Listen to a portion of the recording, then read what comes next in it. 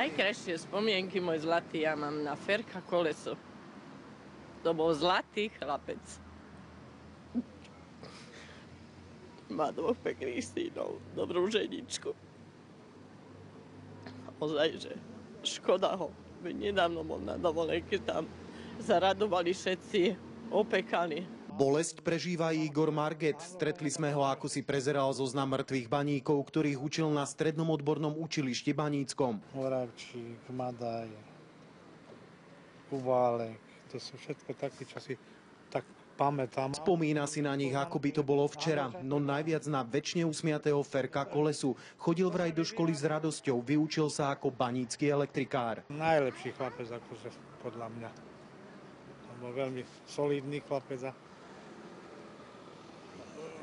športovec. Toho si najviac spomínam, ostatných tak menej. My sme sa stretávali. Často sme sa stretávali. Bani zomreli 39-ročný synovec tejto pani, otec dvoch detí. Keď sa dozvedela, čo sa stalo, preplakala celé dni i noci. Nikto si nevie predstaviť, že odišiel a už sa im nevráti. To je ozaj strašné pre tých rodičov. Keď prežijú ešte svoje deti a takto musia trpeť. Som si poplakala už dneska, už nevládzem. Rodičia plačú stále. Všetci tí, ktorí baníkov poznali, vravia, boli sme ako jedna veľká rodina a stále ostanú v našich srdciach.